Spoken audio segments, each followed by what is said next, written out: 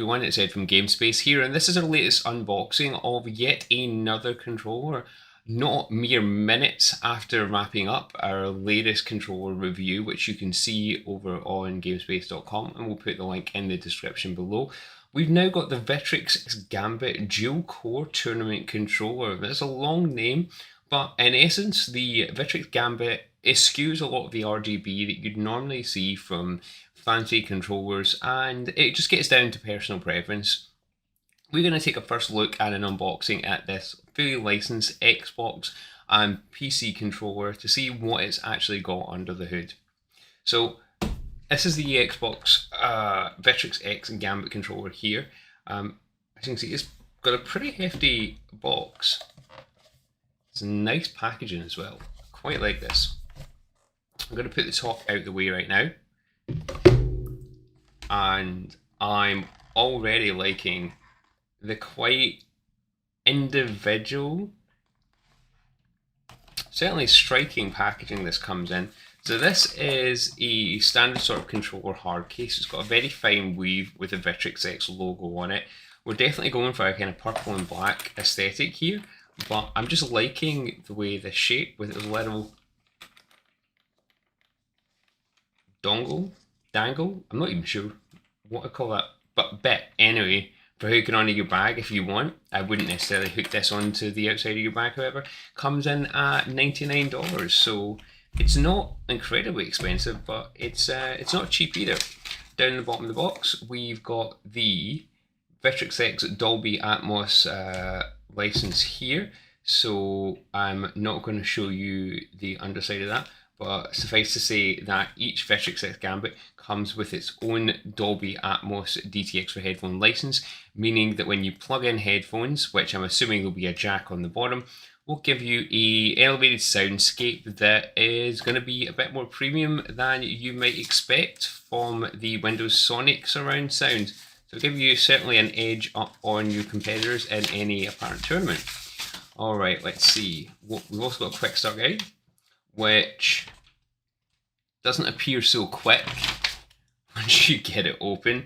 So there are a number of configurations here, and we're about to find out why the quick start guide isn't quite so quick. So let's unzip this here. Again, I'm loving the hexagonal shape, and you might not be able to see it, but the zip actually comes in a mildly purple tint there, which is again just a lovely little attention to detail with the Victrix logo on the zip. I'm already, just in the packaging, loving the attention to detail here. And this is certainly a striking tone. So this looks like one of the Victrix Gambit's additional faceplates. So this is a silicon fully purple faceplate. The Victrix comes with its default faceplate here and an additional one that can actually be attached or replaced, for this hard white plastic one for this silicon one. So you can have a different fascia and a different feel depending on your preference. Already you can see that the Victrix X, the Victrix Gambit, comes with a very kind of aggressive aesthetic, lots of harsh lines, raised edges, and a lot of different tactile feels to the whole thing.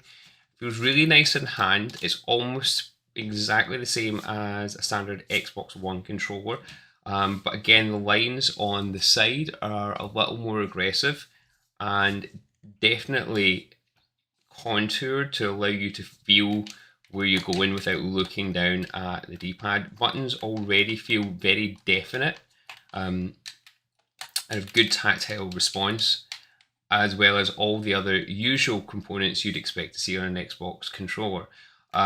Being more premium, we've also got back paddle buttons, as well as triggers at the top, and you can hear how those sound at the moment with me bashing them.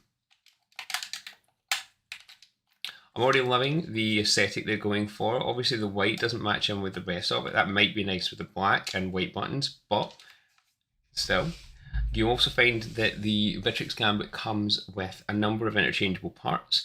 So the sticks, the gates, the D-pad controller, the face, and the backplate I just showed you all come with their own separate component parts.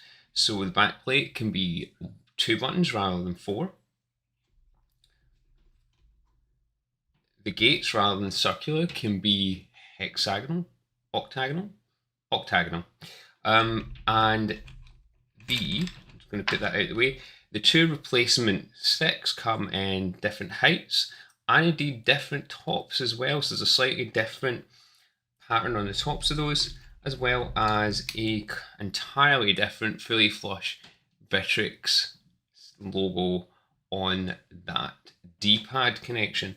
So there's a ton of configuration in there, and obviously we're getting a USB-A to USB-C cable, which I'm guessing guess the cable length, Ed. I think this is a constant thing.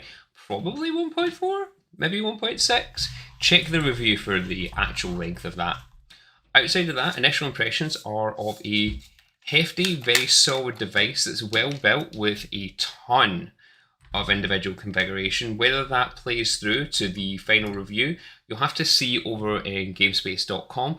But if you want to jump in straight away, find out more about the Victrix Gambit and its precision control, then head over to the official website or check out our review to see whether this is worth the $99.99.